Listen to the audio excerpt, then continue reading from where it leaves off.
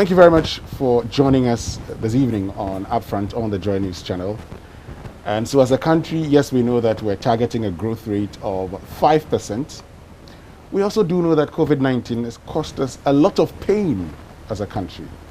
In fact, we know that we lost a revenue of about 13.5 billion Ghana cedis as a result of COVID-19 and increased our expenditure by 11.8 billion. What that means is that as a country, we say it's cost us 25.3 billion Ghana cedis when it comes to COVID-19. But how do we get back? How do we get on course? There's been the consistent talk of economic recovery. In fact, in that famous statement of the president, he says, we know how to bring back the economy to life, but we do not know how to bring back lives that are lost as a result of COVID-19. 1 year after COVID-19, tonight on UPfront, we explore how we can get Ghana back on track as envisaged by all, including the president. My name is Winston Amwa, and this evening we're joined by one man who understands the Ghanaian economy. He's worked with the IMF before. He's current board chairman of Standard Chartered Bank Ghana, and he's written a book that talks about how we can have economic growth. Part of the reasons we're speaking to him also is that he's documented his expertise when it comes to achieving economic growth so that you and I can read and appreciate what it's all about. My guest, Dr. Emmanuel Otinkuma, thank you very, very much for joining us. I believe you're doing very well. I'm doing well, thank you. The pleasure is mine. Great. So we know COVID has ravaged lots of economies. Now, we in 2020 projected an economic growth of, GDP growth of 0.9%. We had to review it. But we grew more than 2% in 2020. So we're projecting growth of some 5% over what the IMF says we can achieve. Is that feasible? I mean, based on your understanding of the Ghanaian economy, what you make of projected growth that we have for 2021? Economic growth then depends on several factors. Okay. Clearly, as you know, it depends then on the factors that we are endowed with. It also depends on what happens to the technology and also the economic indicators or incentives. So clearly, all these things have to be factored into account. In the event of COVID, I think that we have to be maybe a little more moderate in terms of how we grow quickly out of this. As you know, COVID has more or less had a major impact on, for example, the transportation sector, as you are aware of the hospitality sector, of tourism, and so on. And so it depends on how far we are able to nurse back these affected industries and sectors, and also depends on how back industries are able to employ people, because people have to be put back to work. But before people have to be put back to work, they have to get well. Luckily, there are these vaccines that are currently ongoing. So I hope that if we are able to provide the support needed by these sectors, vital sectors of the economy, then we may be able to grow a little more. I cannot comment specifically on 5% because it's a number. But for me, what is important is how are these sectors doing, and are these sectors being rehabilitated and being brought back to life? How are people doing? How is the health system, for example? How is the education, which was also impacted by that? All these things, I think, need to be factored in before I can say whether 5% realistic or not. So we know that schools have reopened. We know that we've gone back to school. The president tells us that Agenda 111 in the State of the Nation address is on course. He's also talked about some 33 investments in health facilities which started last year, and all of these are on course. If you look at the hospitality sector, we know that, yes, we still have a bit of a ban on pubs and what have you, but we have seen restaurants working, hotels are opened. Doesn't this give you a signal that things are beginning to return to normalcy, and this could trigger movement and consumption and by extension growth? Yes, I think that you're absolutely right, Winston. These nascent signs are important, but it depends on the magnitude. if you have a service sector, which, as you recall, was almost close to 50% of our GDP, and which has been impacted quite drastically, then it's a matter of mathematics. How big is the service sector impact, and how big would then the recovery be? If you have a service sector that is in fact impacted a lot, then even if you have a growth, a nascent growth, it might not have a big effect on GDP. Because recall that, let's look at the GDP components. The GDP is composed of services, agriculture, and industry. Yeah. Industry is about, say, 35%, and agriculture is probably around 20%. So then you need to get a big impact both on services and also industry to be able to achieve your higher growth target. So I'm aware that services has taken a big hit, and to recover GDP quickly, you need to restore and rehabilitate services.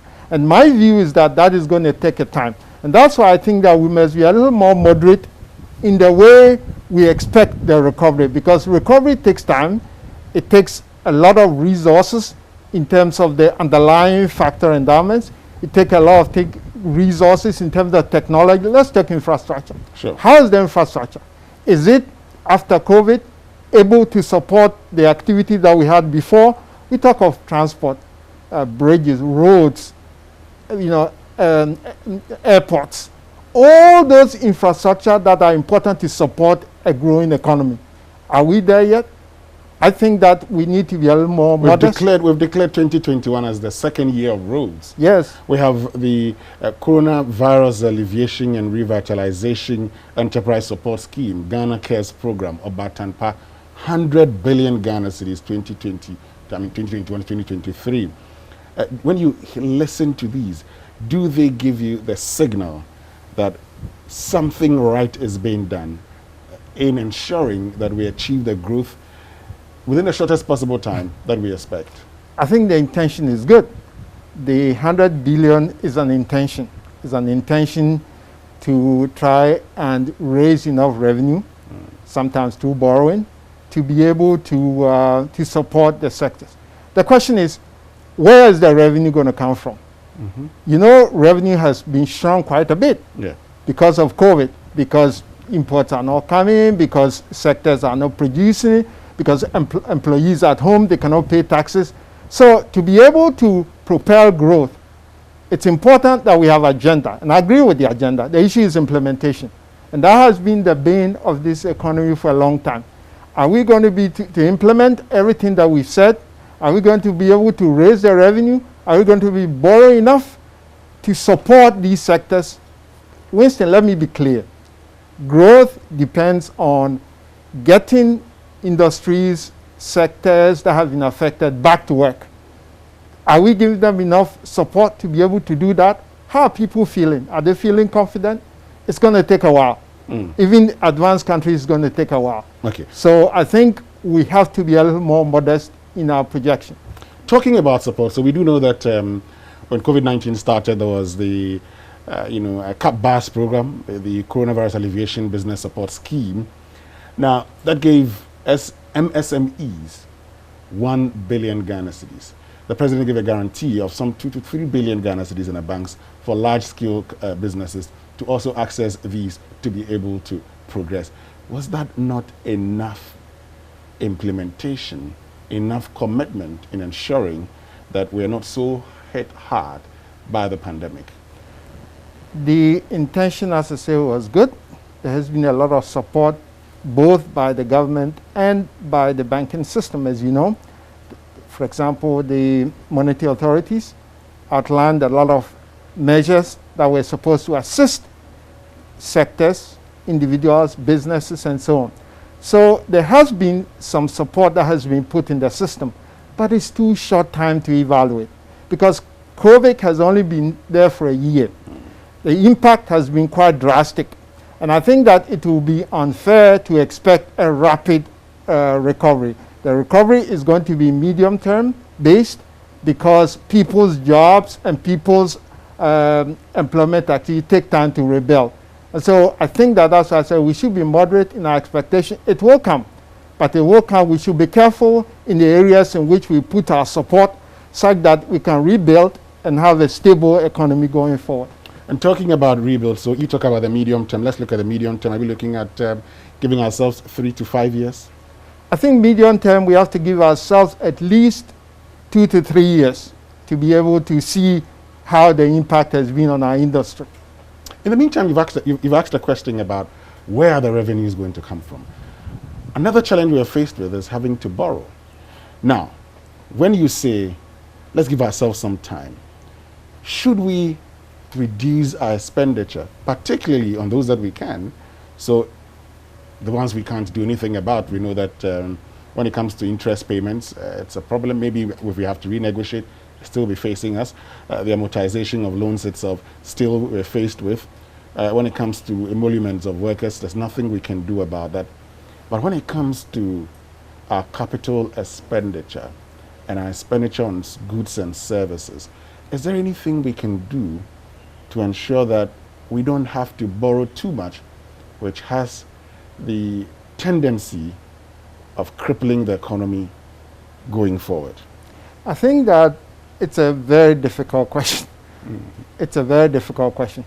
I think that the structure of our expenditure leaves very little room for error. And that's why it's important that we should put emphasis on trying to ensure efficiency of the expenditure. Now, you've talked about goods and services, and you've talked about capital expenditure. Those are important because without capital expenditure, you cannot do infrastructure.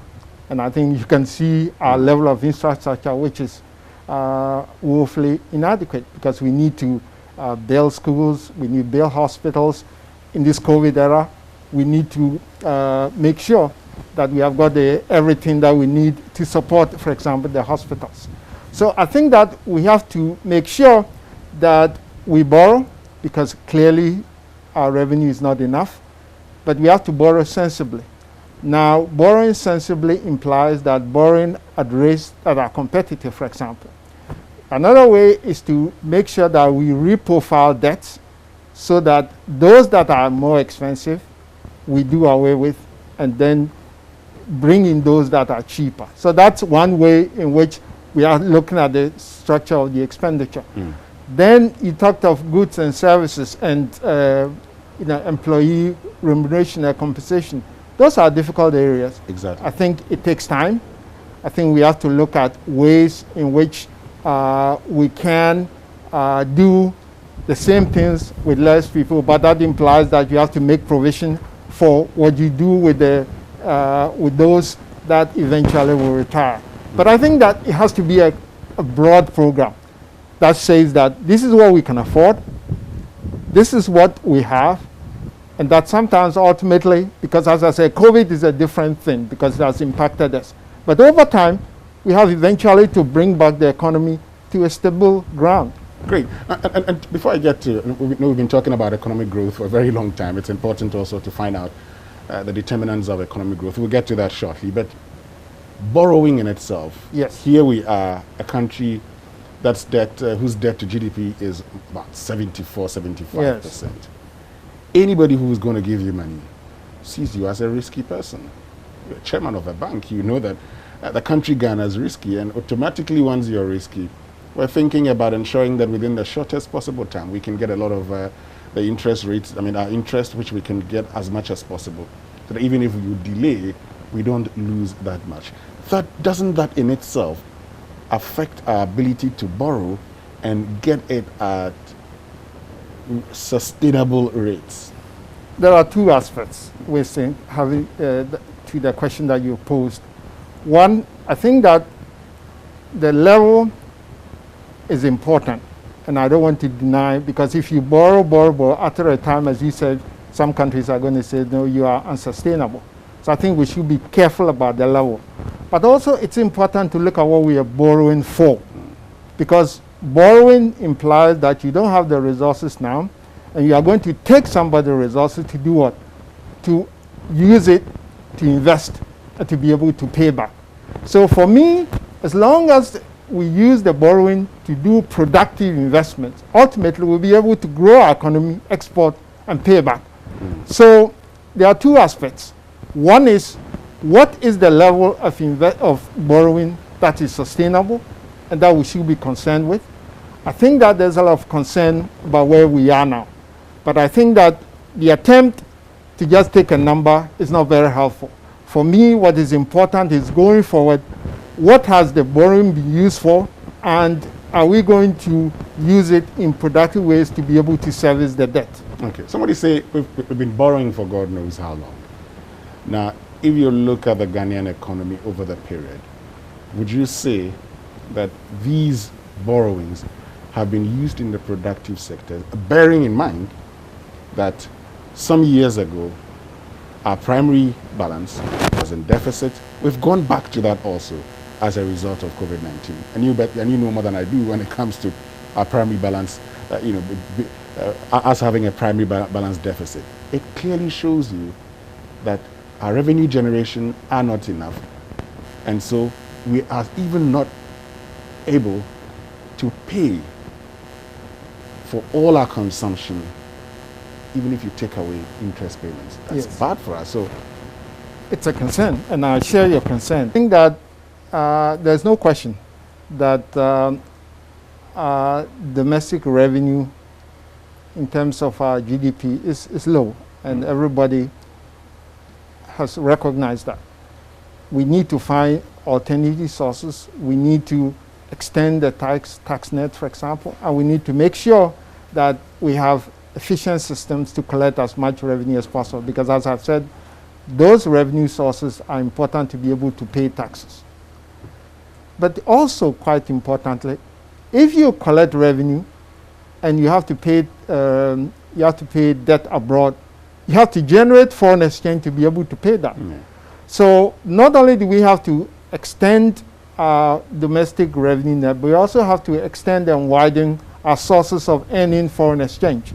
And there we talk of all the exports, the non-traditional, the cocoa, the gold, and so on. So there too, I think we have some work to do. Great. We'll come to all of this later on the show. This is Upfront on the Joy News channel, and I have Dr. Emmanuel Kuma with me. Doc, so let's look at one more thing. I mean, since you have raised this all-important issue about widening tax net. I mean, that's something we've had ever since I was a little boy, widening the tax net, widening the tax net. 2 years ago, there was a talk of making tax identification numbers the prerequisite for having a mobile money account. The idea was that this was going to help us track usage or track earnings, and so all the transactions you do, at least you are known to tax authorities, and when need be, you can be asked to pay taxes. Today we're told from the 1st of April, not April Fools, according to the president, we're going to have national ID turned into tax identification number to increase the number of taxpayers, moving from about 3 million to 15 million. How does that help our economy in generating more revenue or in widening the tax nets? Well, to the extent that it allows us to rope more people who were previously unknown. That's the first thing. If you can rope in more people who were previously unknown to the tax collection agency, that helps. But the more fundamental question is, how do we estimate how much they are making? That's also important. And then how much they are effectively collecting. So there are three aspects to it. It's important, yes, I agree that it's important to broaden it by having an identifiable basis for individuals, citizens, units, industry. So there's no question, everybody agrees with that.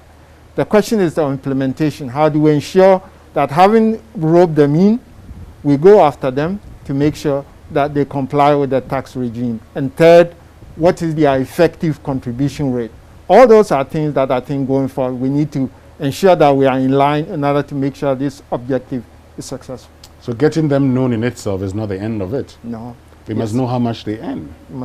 You have to have a way to determine how much they earn and effectively how to make sure that they comply. How do we do that? Well, I think that it would take time, because clearly it would take time to estimate, for example, people who are outside the tax net, how much, for example, if there's no system for capturing what they are doing. For example, if you go to a market woman how do you estimate how much they are making? There has to be a gradual process, slowly ensure that we know or they comply with the available guidelines for estimating revenue and so on. It takes time. It's not an overnight thing. But I think that the objective is fine, the objective is good, but again, implementation, as I say, is key. Great. So we've been talking about economic growth. We've mentioned it several times, and it's important at this point to appreciate what constitutes or what determines economic growth. Yes. Economic growth then broadly depends on, I think, 3 or 4 factors. One is your what I call factor endowments, what a country has.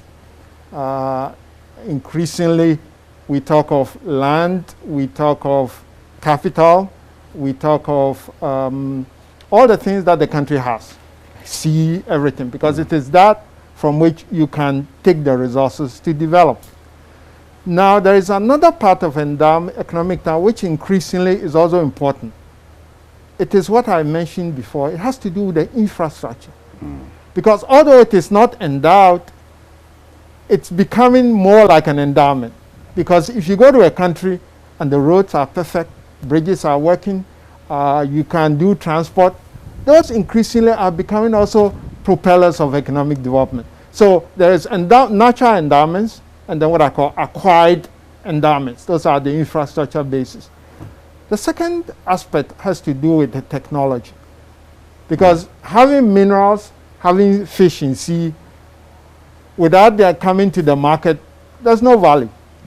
So one has to find a value, make technology to take them out and bring them because to command the market price. So technology is important.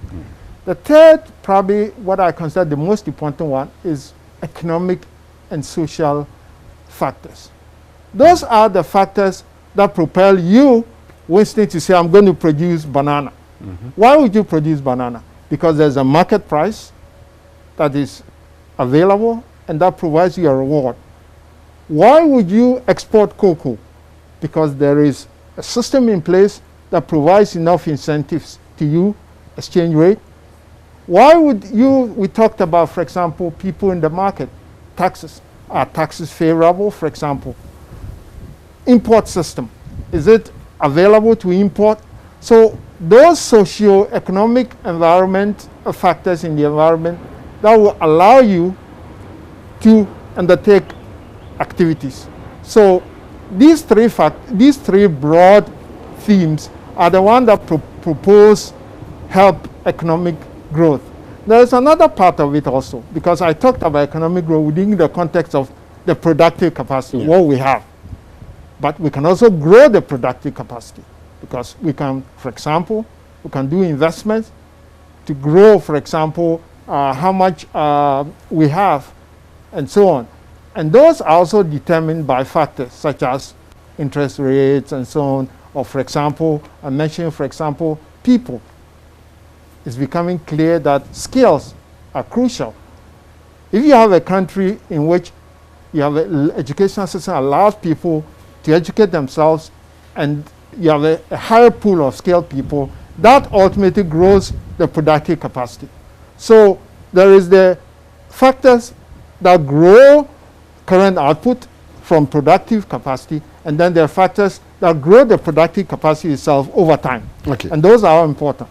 So let's go to a few things. I mean, you've talked about your natural endowments, and Yes. Yes, we have the land. How about technology? Where would you put us when it comes to technology, Dr. Kumar? Oh, that's a very tough one, because if you go around and you say compare nations and you say how long does it take to produce an item, if you take a country like Ghana, a country like Singapore, a country like Mauritius, are we efficient? Eventually, that's what you're talking about. Yes. Are we efficient? I think many people would argue that we still have a lot of years to acquire the technology to be able to make things easier and quicker.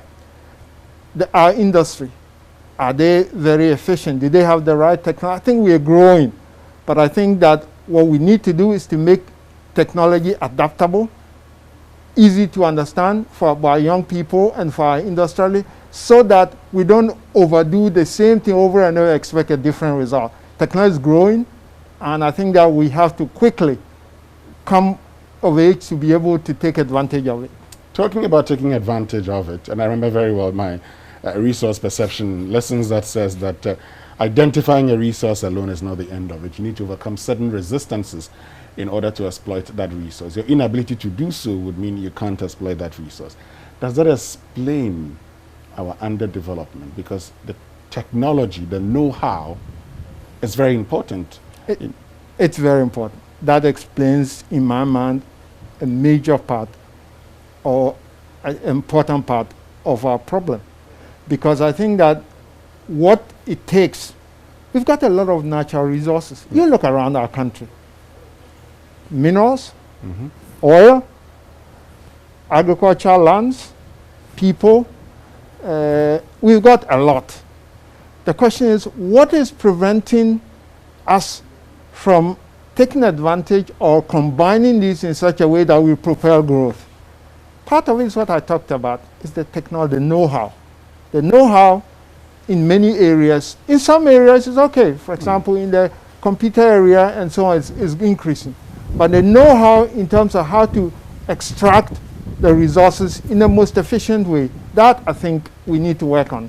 Great, but talking about these factors also, and it's important we establish that, do these factors change over time or they're static? So should we speak again in 10 years, I'd say, well, these are the factors that are going to determine our economic growth. I think that it is fair to say that these factors are not static. Okay. There are some factors that are static. For example, if you have an ocean, maybe the fish is there. If you have a gold mine, maybe it's there. But even there, what is happening these days? People are using technology to make it easier and efficient to get more gold, right? So even the factor endowments, they are not static. Technology, yeah, we talked about a lot about technology. They're changing every day.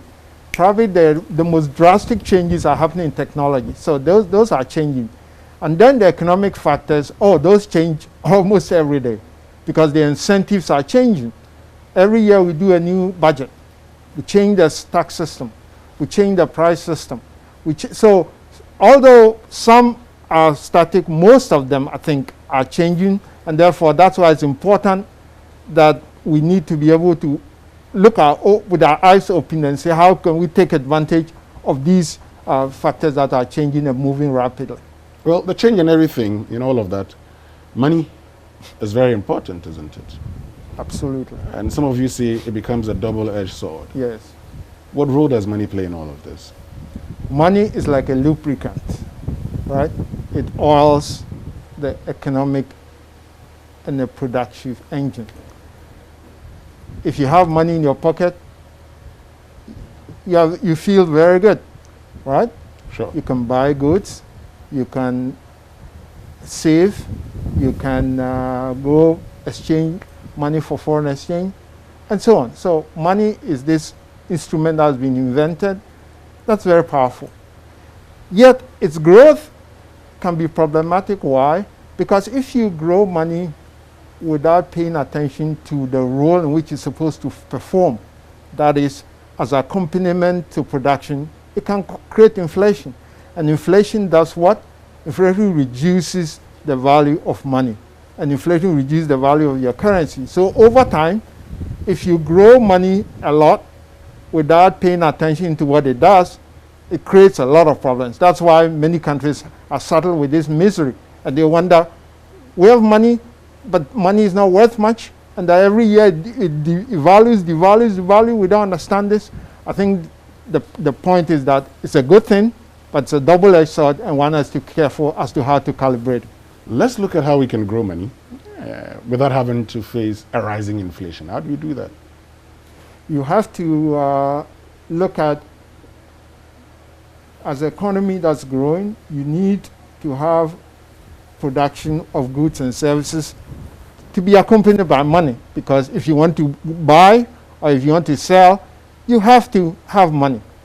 Now, the way you try to calibrate is to really make sure that the growth of money is more or less in line with the growth of the productive sectors of the economy. So we have a financial system, right? We have a financial system that is supposed to aid this process. For example, there's currency outside banks, there's bank loans, and so on. So whoever is in charge of the monetary and financial has to make sure that money grows pari passu with the growth in the forecasted economic growth. Because otherwise, what would happen is that if you pump too much money, what's going to happen? People are going to say, I don't need too much because I have all that I need, and they're going to spend. So you have to be careful how you calibrate it. And it's not an easy work. I'm not saying it's easy, but it's something that has to be done. But how is it possible that money would grow and not grow in tandem with production?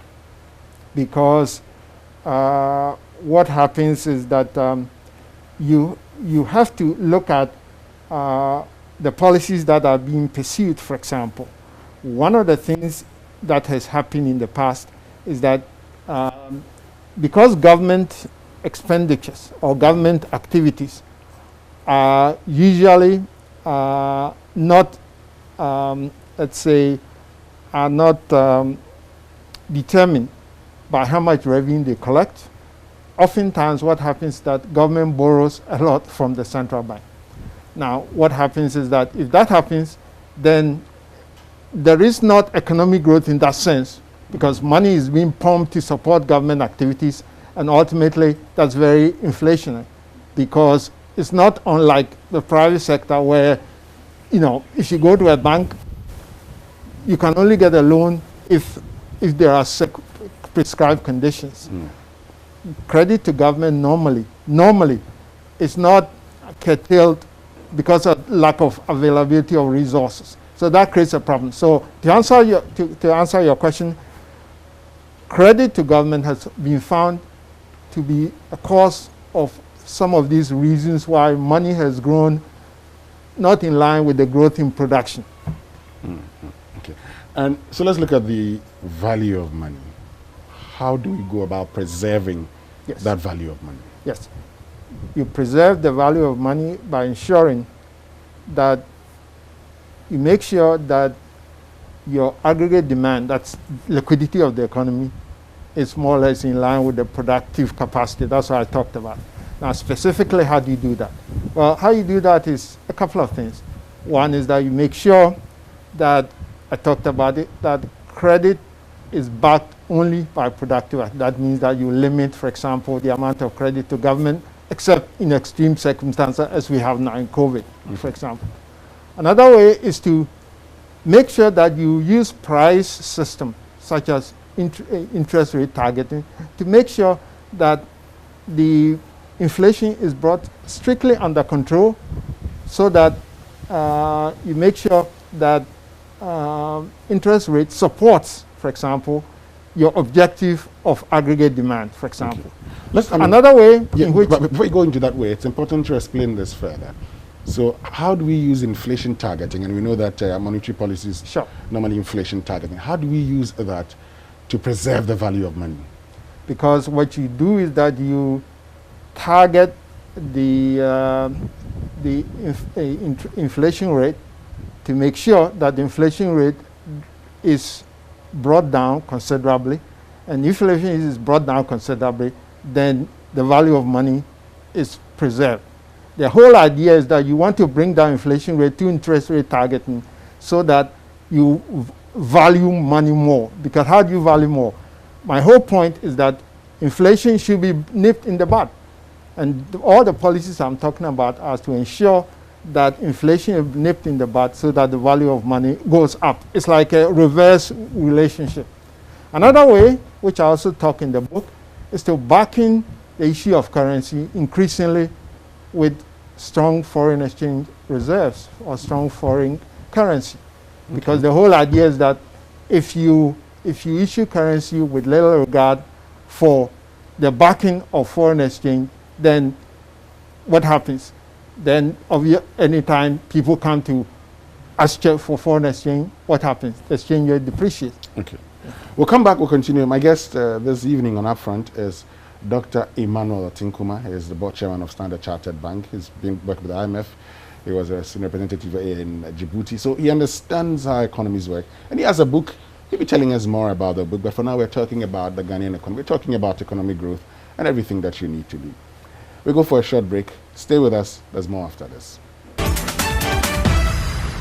Right, so welcome back. And thank you very much for staying with us here on UpFront on the Joy News channel. And this evening we're talking about economic growth. We're talking about the Ghanaian economy.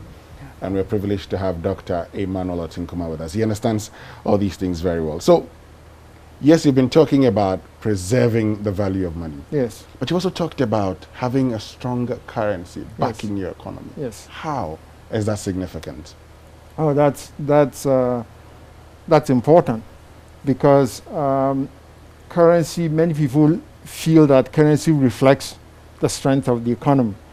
So I think that what I've talked about, preserving the value of money, is in a sense trying to make sure that ultimately the value of your currency is strengthened. And what my whole thesis of my book is that the growth of money, if you try and moderate it in such a way that it defeats inflation, that ultimately strengthens the value of your currency. Obviously, that's from a demand management perspective, that's looking at it from the liquidity angle. But that's not the only way. Also, it's also important that we look at the productive side. Sure. And so how does currency strengthen from the productive side? I think that we need to export more, right? We need to export more. We need to import less. But we also need to make sure the attractive investment climate such that people come in on the capital market. For example, they come in through bonds and so on to buy instruments. But the only catch is that whenever they buy these bonds, we have to pay back. Okay. So we have to make sure that we invest these resources carefully so that when the time comes to repay back, we are not surprised. Now, these strong currencies that you talk about, are they a symptom of a well-managed economy, stronger economy? Is that a case? Well, I think that there's no linear relationship. But all that I can say that if you are a country in which the exchange rate keeps depreciating all the time, you have a lot of questions to answer from your public. So I think that many economists would argue that to the extent that you have a stable macroeconomic environment, in other words, if you have stable inflation, you have stable economic policy, then clearly, all things being equal, your currency will be stronger. Now, obviously, it depends on other things. As we say in economics, all other things being considered. But I think that it's important that we adopt stable policies because there's a lot of evidence to suggest that stable policies strengthen currency and therefore better managers of the economy usually lead to a stable currency. Is the currency strong? It depends who you talk to. I'm talking to you. You're talking to me. Is our currency strong? Is our currency strong? I think our currency now is holding on its own because I think that from the indicators, last year we depreciated only by, was it 3% or something? So clearly that's remarkable and that's good. But I think that we need to do more to have a stable path over a long time. Was that not more of a case of COVID-19 affecting trade, and yes. So the pressure on the dollar, for instance, the demand for foreign currency reduced, and thus we didn't have the usual pressure on the Ghanaian cedi, and so making it look like it's strong. That's partly true. I wouldn't argue with that. I think the demand for foreign exchange was not as strong. You're right. But also look at the converse. We also were not able to export as much. Look at our oil resources. Petrol, for example, the prices collapsed. So we didn't also have a lot of resources coming in to support the cedi. It's also fair to say that the central bank supported the cedi last year because it felt that in the COVID era, there's need to support the currency. So I take your point that the demand was less, but you also have to look at also that the supply of resources to our economy was also hampered. And what did we do? We borrowed a lot as needed to support all these COVID intervention activities. Every country, most developing countries are borrowing, which is expected. The question is, how do we turn around the situation such that we are able to repay these debts seamlessly over time? We're talking about us not sweating enough, but also, I mean, the situation is such that we have, according to the Ghana Investment Promotion Center, we have, in 2020, we had $2.6 billion of FDI. That's significant, isn't it? It is. It is. 2 billion, yes. Nominal terms, yes, that's a lot. The question I must ask ourselves, or we must ask ourselves, in what sectors are these going to? And foreign direct investment obviously is a good investment, because why? Because it does not require an immediate payment in terms of repaying the loan. So that's good. The question is, where are they going to? How are they being utilized? Are they being utilized in a way that it will provide employment and growth for a larger percentage of our population? So I think that's good. And to the extent, again, the issue is implementation. We should follow through to see what is happening. Is it going to agriculture, services, transport, and so on? Or are they creating debt also? All those things we need to ask. Interesting. How does the growth of money facilitate economic growth? Growth of money facilitates economic growth because money, by its purposes, is supposed to oil or lubricate the economic engine. So if you grow money in such a way that it does not cause inflation, then it promotes, for example, efficient allocation of resources. For example, it promotes investment, it promotes specialization, and so on and so forth. So everything that money does is growth. As long as it's not generalized inflation, it helps economic growth. Great. So let's talk about your book in detail now. And I know you're launching the book on 30th of March, so that's on Tuesday. Yeah. Tell us why you decided to put this book together. Winston, very good question. Oftentimes I've been asked this question, and Ghana's history is a classic example. We had a currency, and then every time it depreciates, every time it depreciates, every time it depreciates, then we do a redenomination. It goes on and on. Ghana is one example. Take the west coast of Africa. Same for many of these countries.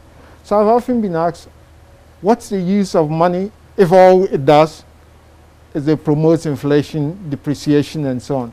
So I've asked myself, how can one respond to this question?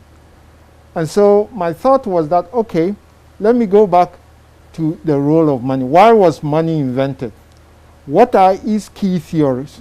And how can we understand so that I can put out some ideas, bounce ideas, and see areas in which we can say that money is a double-edged sword, but we can make sure that it serves the purpose for which it was invented and that it promotes economic growth. And so when you sat down to put all of this together, what did you find out? Well, a couple of things. One is that in addition to the theoretical, which we discussed, that it's important that monetary growth is aligned with economic growth. In addition to that, and the fact that we need to be careful about how we manage aggregate demand such that it tries and promotes inflation and preserving of currency. I also looked at the empirical evidence from many countries, in Ghana, but I also did countries such as, I did 5 countries. I looked at Mauritius, I did at Kenya, I looked at Seychelles, I did that, and so on. Rwanda. Any specific reason why you looked at these countries? These countries were similar in terms of, I looked at countries that had shown consistent and stable economic growth. And the evidence seems to suggest that stable monetary growth has helped. Stable monetary growth has helped some of these countries to ensure that inflation broadly is kept under control and the currency has been relatively stable. So if you look at these countries, and when it comes to a country like Rwanda, many Ghanaians have talked about Rwanda.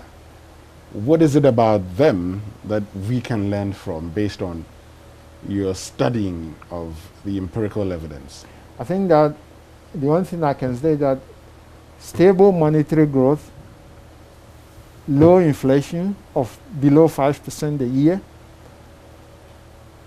exchange rate depreciation ideally below 5% a year, interest rate of at least around 5% a year. Broadly, those are the things that Rwanda's experience would suggest that is good to follow because it will promote economic growth in the long run. When you talk like that, Dr. Kumar, it will be difficult for us to achieve that. That's why that's why it's also fair to be honest about the path ahead and what we need to do. Because what is the advantage of having inflation of 10% or 15% a year, and Winston, having your salary every year depreciated by 10%? Is it worth it? Is it worth it? Many people will say, we didn't bargain for this. I think that it's fair to say that we will try and moderate our monetary growth. We'll try. And when you say we are moderating our monetary growth, what do you mean? Try and ensure that the liquidity that accompanies economic growth is stable. That does not grow so much that it causes a lot of inflation, that it causes depreciation. I think that ultimately, what Ghanaians want is stable currency. And I think if that's what they want, then try and have a stable monetary and fiscal part that promotes that. Are you happy with our current situation? I think that we are a developing country, and clearly there are things that are good, but there are things also that are cause for concern. I talked about exchange rate last year, which was decently, which performed decently, but there are a lot of issues. In the fiscal you mentioned, for example, external debt, the revenue ratio, it's a little concerning because we have to generate enough revenue to pay for external debt, so that's a concern. The COVID has exposed a lot of problems in employment, for example. The COVID has also shown that our infrastructure is also weak. So all these issues give concern. And so we need a multifaceted growth program to be able to address this. But we cannot, in my view, we cannot do this if the monetary system or the monetary that accompany all these things is unstable. That's my final point. And whose responsibility is it when it comes to ensuring the stability of the monetary growth? Oh, obviously is the government, but also is a shared responsibility. The government, the Minister of Finance, the central bank, all the people in charge with economic policy have to make sure that we pursue a stable monetary and financial system. So we talked about the Rwandan situation. How about Seychelles, Kenya, Mauritius? I think broadly a similar story, because I think that what it shows that while there's no causal relationship, because that's not the purpose of the study, the purpose is to look at these trends. And the trends are that stable monetary policy or stable monetary growth over a long time, it's important, supports things like stable inflation, stable exchange rate development, stable interest rate, and so on and so forth. Now, obviously, monetary growth was also shown not to have a good relation with GDP growth, obviously. But I think that what it shows is that through inflation, monetary policy has a larger impact on output. Great. So some bit of information about the book. Yes, I have read it, I have reviewed it, and I think that is a must read for everybody. But you're launching it on the 30th of March. And after that, where can we get it to buy? After that, it will be everywhere. It will be at Amazon. We're going to put it on Amazon. It will be at all the bookshops in Ghana, university bookshops, all the bookshops. We have, almost 2,000 copies, so we're going to flood it everywhere. Interesting. I like the fact that it's going to be on Amazon also. So it means that if you want to get it, you can get it. But for that person who's listening to us right now, give us a title again and why it's important for us to purchase it. The title is Money and Economic Growth, Aspects and Lessons from Ghana and Africa. Money and Economic Growth, Aspects and Lessons from Ghana and Africa. It's important to buy it because it shows you the importance of money and how good management of money would help us preserve the value of our currency and ultimately improve the living standards of Ghanaians. Great. Finally, before we wrap it all up, I know there's been a lot of talk about the Africa Continental Free Trade Area Agreement. It's been touted as the panacea to Africa's growth and by extension Ghana's growth. However, there are those who give a bit of a caution. Let it not be like the petroleum sector or discovery of oil, where all of a sudden we had lots of seminars on the impact of petroleum on our economy. It's been 10 years and we're still here. How do we ensure that we are able to derive the right benefits from the Africa Continental Free Trade Area? I think ultimately, Winston, we have to produce and produce efficiently so that we become a least cost area for production. Because if you produce efficiently and you attract the good players. So if you are not able to produce, there's no point competing in Africa. So I think we have to do what we are doing. We have to do what we're doing even more right, make our economy very efficient, very stable, have a stable currency, have a stable growth, have a stable system, have a wider employment so that ultimately people can enjoy living here. Dr. Emmanuel Otenkuma, it's been glad having you join us. Anything you want to say finally? I think that it was very kind of you to give me this opportunity, and clearly I look forward to having more of these chats, because I think the more we chat, the more we learn. Well, so the more we chat, the more we learn. I have learned a lot, and I believe you've learned a lot also. Thank you very much for joining us this evening. And don't forget that the launch of the book is on the 30th of March. How are we launching it? We're doing it virtually? No. We're going to have a meeting at the African Regent Hotel at 12 a.m. and we're going to invite all 12 noon. Yes, 12 noon. Yeah. And we're going to invite everyone who is interested and all the key stakeholders, and we'll launch it. Great. So there you have it. Anyone who is interested will be invited. Is there any email they can write to if they are interested?